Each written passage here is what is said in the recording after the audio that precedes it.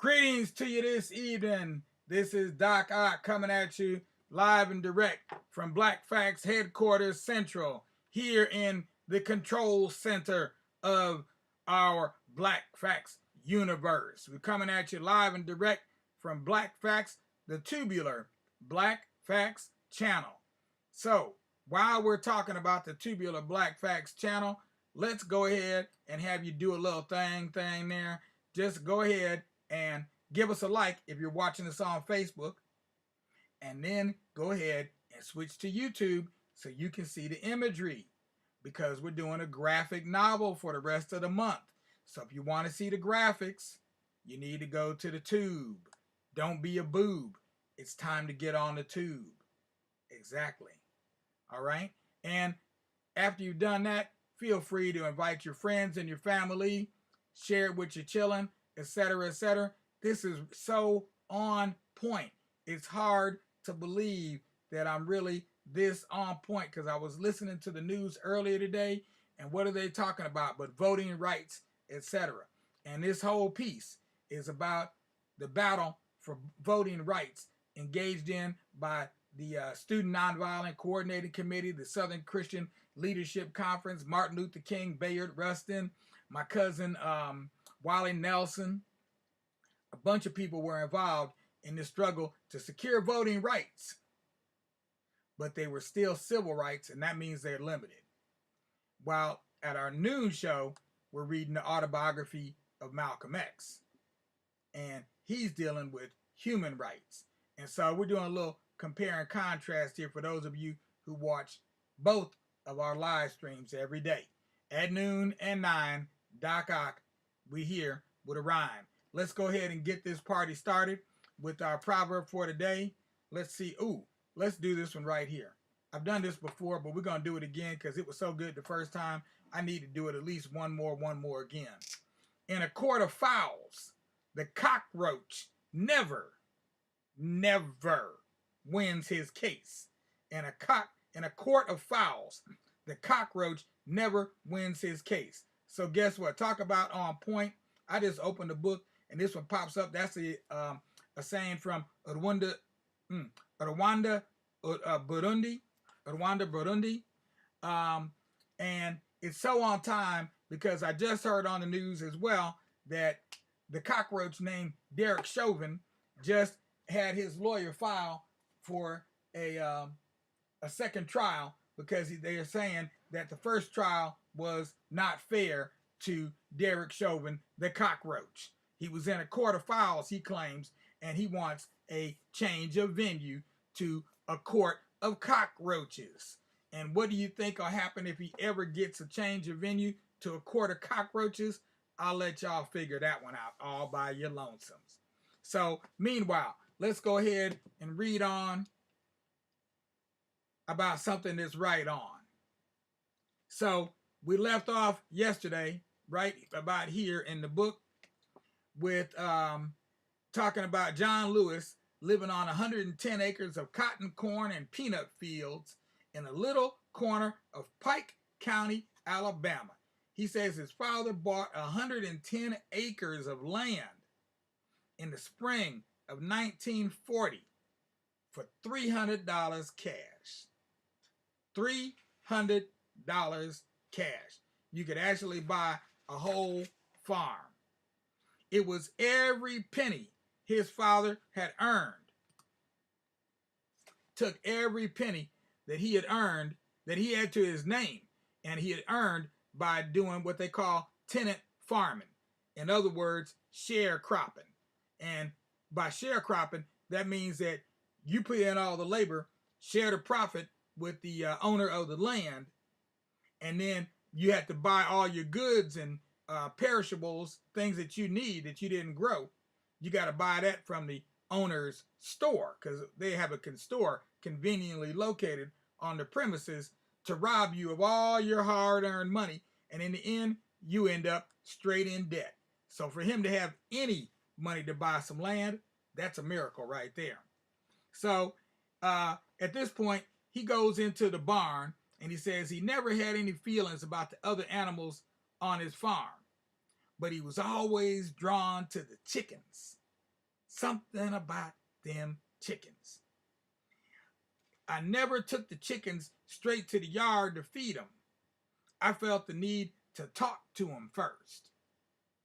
Chick, chick, chick, chick, chick, chick, chickies. Chick, chick, chick, chick, chick, chick, chickies. Chick, chick, chick, chick, chickies. Walk, walk, walk, walk, walk, walk, walk, walk, walk, walk, walk. Yeah, he out there talking to the chickens. No one else could tell those chickens apart, and no one even tried to. There were Rhode Island Reds, there were some Dominiques, and some Bantam Roosters.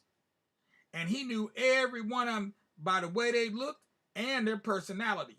They were each individuals to him. Some he'd even named Big Bell because she fell down the well. So he called her Big Bell, who fell down the well, down all in the dell. It took them 5 days to get her out, but they finally put some breadcrumbs in a basket and lowered it down, and darned if she didn't climb right up in that basket, a tisket, a tasket, she climbed right on up in that basket. Then there was Lil Pullet, my favorite. She lived longer than any other bird I had. Everywhere I went around the chicken yard, Lil Pullet would be right there behind me. Springtime was my favorite time of year because it was the only season we could get baby chicks. When the hens began laying their eggs, I'd mark each one with a lightly penciled number to help keep track of its progress during the 3 weeks it took to hatch. The numbers were always odd, never even. I'd been told never to put an even number under a setting hen. Really? This is like some Chicken George knowledge up in here. Never put an even number under a setting hen. It was bad luck. And I would cheat on those setting hens. I'd take a few from the hens that were setting on a large number of eggs and slip them under the hens that weren't. This cut down on the number of bad eggs. I also learned that a hen will continue to set as long as she has eggs underneath her. So by slipping more eggs under my hens, I was able to keep them setting a whole nother 3 weeks. Stretching out that process is not natural, and it took its toll. So I built a makeshift incubator, and it worked. I always hoped to save enough money for an actual incubator like the 1895 model advertised in the Sears and Roebuck catalog. Oh man, I know that catalog too. I remember that catalog well. Let me make sure to flip that page so you can see what he was doing there. Sorry about that. He called that catalog his wish book. See, I just slipped from first person into second person because I remember the Sears and Roebuck catalog, but I remember the J.C. Penney catalog too. Yeah, they used to come before Christmas time. Every year they'd come with a big book. It was, well, y'all don't know about telephone books anymore, but we used to have these books with telephone numbers in it, and they'd be about 2 to 3 inches thick. And the J.C. Penney catalog and the Sears catalog, they would come like that, and I'd go through it and dog ear all the pages with the things that I wanted. I always wanted a mini bike or a go-kart or a new racetrack or something like that. I always wanted something like that. I fell asleep many nights dreaming about it, the way other children dreamed about bicycles and doll houses, but I was never able to afford it.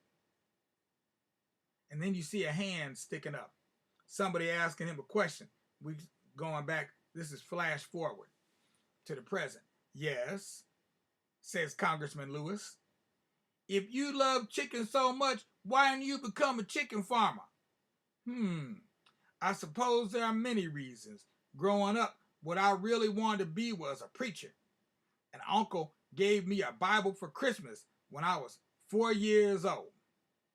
And yes, I do remember when I was 4. I'll never forget my mother reading aloud to me the first words in that book. In the beginning, God created the heaven and the earth. By the time I was 5, I could read it myself. And one phrase struck me strongly, though I couldn't comprehend its full meaning at the time. Behold, the Lamb of God, which taketh away the sin of the world.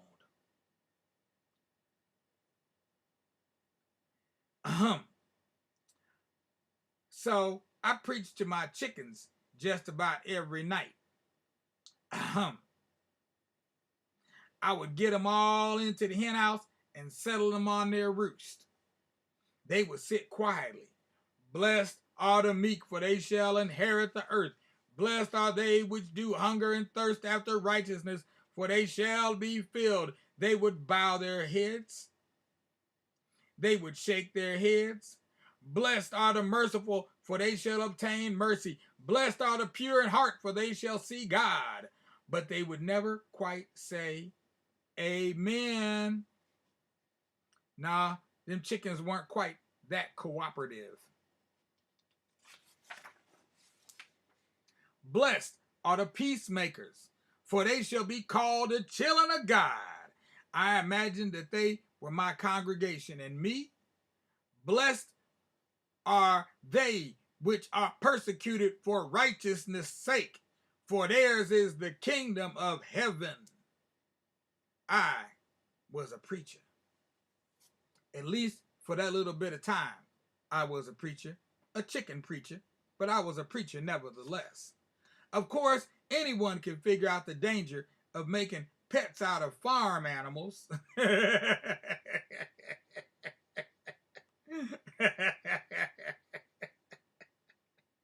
Especially chickens.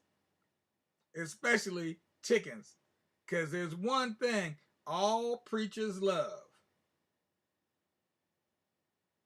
And that's some pork chops and some chicken. So you don't want to make friends. You don't want to get too friendly with your pigs or your chickens. Definitely not if you're a preacher. And so there they go one night. His mom come serving up them chickens. You get emotionally attached to an animal destined for the dinner table, and you're asking for a broken heart. I just couldn't help it. What was I supposed to do? They were so cute. And they were my congregation. They were the only people that would listen to me when I wanted to be a preacher. More often than I liked a grown hen, or more often than I liked a grown hen or even a chick would die of more natural cause. Oh, more often than I liked, a grown hen or even a chick would die of more natural causes. For these birds, I would conduct a funeral. This was not child's play. I was genuinely grief-stricken, and the services were painstakingly precise. I would gather whichever of my sisters and brothers and cousins I could, and I would deliver a eulogy. Lord have mercy. My parents would watch the newest tiny coffin join the neat row of small dirt-mounded graves and wonder, what kind of son do we have? What kind of son do we have? I'll read one more page and then we'll finish this off. I even went through a period of performing baptisms. I was truly intent on saving the little birds' souls.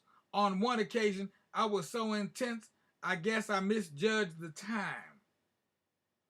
I was shocked, absolutely terrified. I had taken one of my innocent babies and actually drowned it. I didn't know what to do. Well, I can tell you one thing he should have done, and that is stop baptizing them daggone chickens. That's what he need to do. Okay? Actually, I'm going to read one more page because I see a better place to make a break here. So we'll do one more. In my panic, I hoped somehow the sun's heat might dry its feathers and maybe revive it. And he waits, tears coming down his eyes, and he watches, and he looks. And then, all of a sudden, the chicken opens its eyes, Incredibly, it did. I never felt more guilt than I did that day. I never felt more guilt than I did on that day. So we'll break off right there with Chicken John. Chicken John down on the farm in Pike County, Alabama, on his daddy's farm, 110 acres. In 1940, it only cost $300. That's a man. That's something else. You can get 300 acres for, 110 acres for $300. I guess that was kind of expensive. That's about $3 an acre, a little less than $3 an acre. So I guess actually that was kind of expensive. But around here, you pay a lot more than that for real estate, especially if you're going to want to space up. Well, it used to be, if you wanted to space in the malls, they would charge you an arm and a leg. $3 wouldn't even buy you 12 inches square. Yep, wouldn't even get you that. So at any rate, that's all for our story tonight. I hope you're enjoying this as much as I am.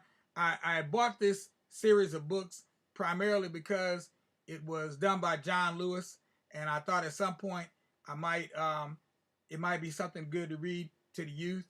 Lo and behold, here we are. I bought these, I think, last year, right around the time he died, maybe right before, maybe right after, I can't remember. But it was right around the time that he passed, bless his soul. And they're coming right in handy. So I'm glad to be able to share them with you. And I hope you all appreciate what we're doing here. And if you do, not only can you give us a like and a thumbs up if you're seeing us on YouTube, but you can also make a donation. Right now, Black history is under attack. I don't know if y'all have been paying attention to the daily news. It's been under attack for a while, but even more so now, because now the Republicans are coming. They said the Democrats were going to come for their guns, but they're coming for our history. That's what they're coming for. They want to make sure that our history is a mystery. So help us in our mission to continue the work our fathers started and our grandmother started, because she encouraged my father to do what he did. He never really encouraged me to do what I'm doing. He just kind of baked it into my bones. And so I can't help but do what I'm doing. But I sure could use some help from y'all out there. So far, we've collected $2,676 in donations, and we appreciate every last penny, but it's nothing but that's a mere drop in the bucket. It's just a drop in the bucket. So please donate, and go ahead and do a recurring donation, because that'll ease up the pressure on us and make things a little more regular around here, so we can do some other things, because we like to be doing there's a lot of expansion that we like to do around here, a lot of other things we like to do around here.